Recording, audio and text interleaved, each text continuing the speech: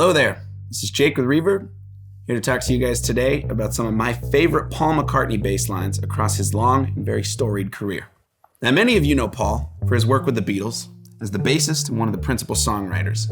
What I want to talk about today is some of his innovations and inventions that he brought to the bass. Now, Paul was originally a guitar player who switched to the bass out of sheer necessity, as I'm sure a lot of you bassists are familiar with.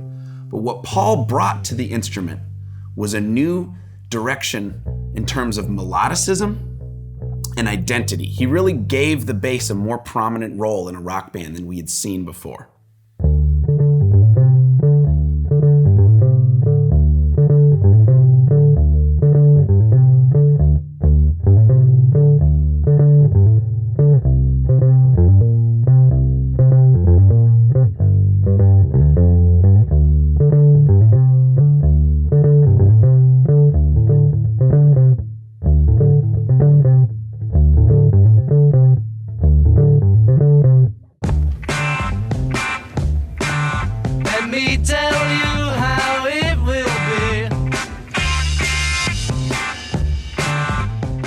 This is one of the first songs that George Harrison had with the Beatles on record. Despite that, Paul's doing a lot of the heavy lifting, in addition to playing the bass. Interesting to note that the guitar solo in the song was actually recorded by Paul as well. One of my favorite things about this bass line is that you really get to hear where some of Paul's influences come from. He was super inspired by James Jamerson of the Funk Brothers, and you really hear it in that bridge figure.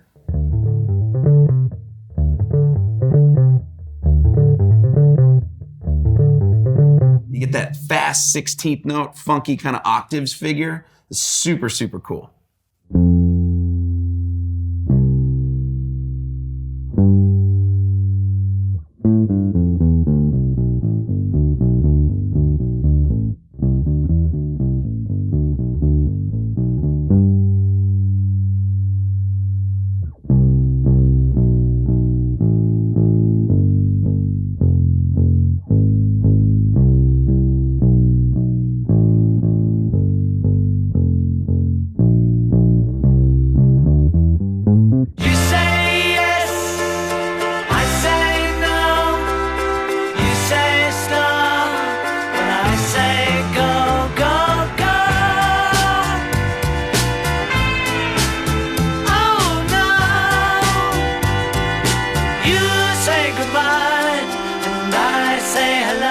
Now, in addition to being a really fun bass line, one of my favorite things about this song is that it really showcases Paul's strength as a songwriter. You've got a lot of these weird kind of turnarounds and extra beats.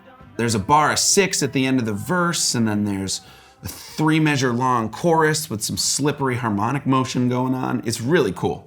This song really showcases to me Paul's awareness of the role of the bass in a band. Not just to be supportive, but at times to help propel the song along. So we begin with these whole notes. 2, 3, 4, 1, 2, 3, 4, 1. And when the drums really kick in, he's got these 8th notes to help kind of drive the rest of the song forward. It's super cool.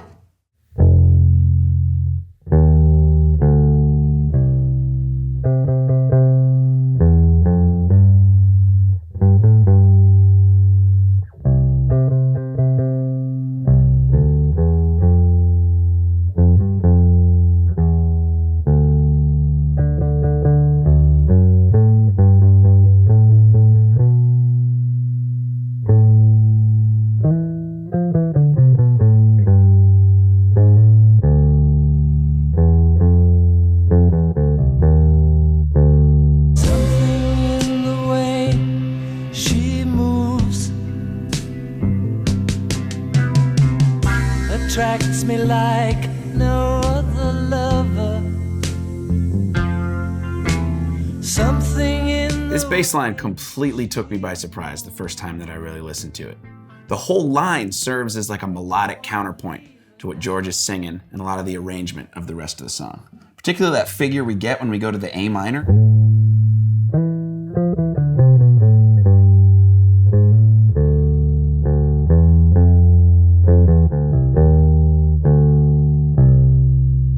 so singable without being too in the way of everything else that's going on with the arrangement, which is everything that I feel like we should look for as bass players.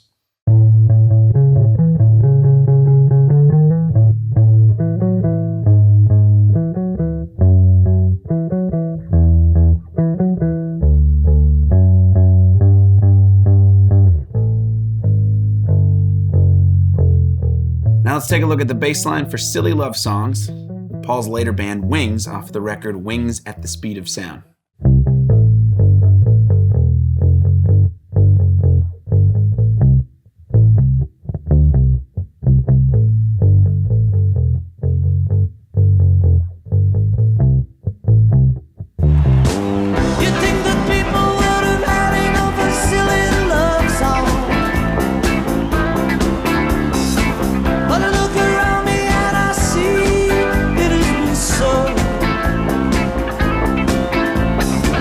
Paul had a wonderful sense of humor that he didn't always show in his earlier career with the Beatles. Later on with Wings, he really embraced it. And this bass line really feels like the song title, right? It's Silly Love Songs. It's a very silly bass line, but it's still funky. It's still fun. There's still some clever little turns that come on, right?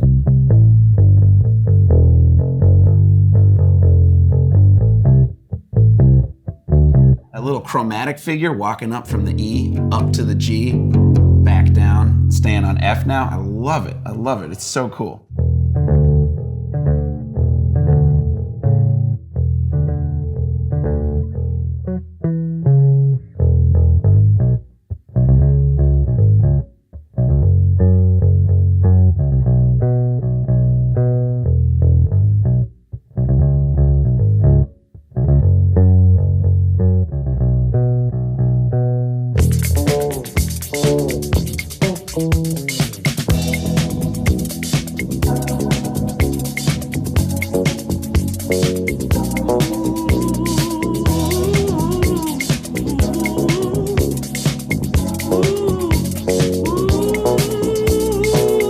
Now, right off the bat with this song, we get this quirky double stop figure, the bass carrying all the motion in the intro. What's really cool is it oscillates between a low E and then this double D, open D string with the 7th fret on the G string. And then he outlines kind of like an A triad. When he gets to the verse though, it's this wonderful funky figure that was really inspired by a lot of like Latin American jazz that he was hearing.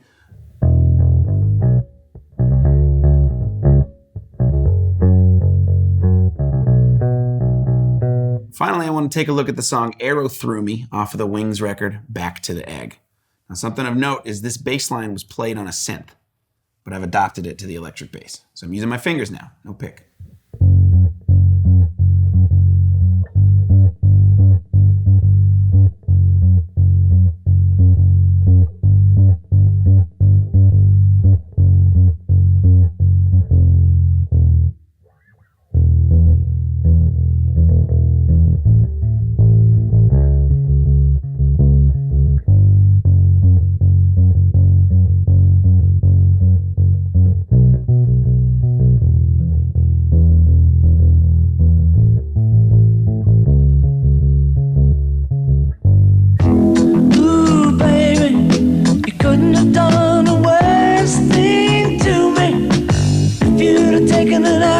And run it right through me.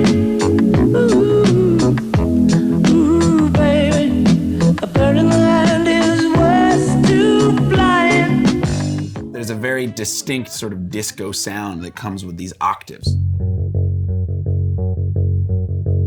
And he's drawn from a lot of that music. And there's some weird kind of phrases and turns that happen, right? You have a bar of 2 right before the verse, a bar of 2 in the middle of the verse, almost out of nowhere. And then we get to this bridge, which is all kinds of crazy. The bridge begins with this repeating figure of a bar of 4 and a bar of 3. You could think about it like a bar of 7. But there's a weird displacement that they've got to anticipate the beat each time.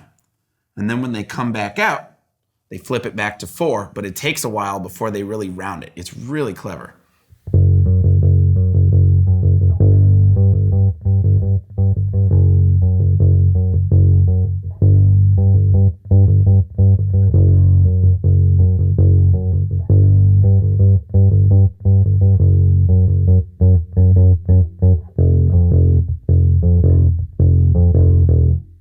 So that was a very brief look at some of my favorite bass lines across Paul McCartney's very, very, very long career.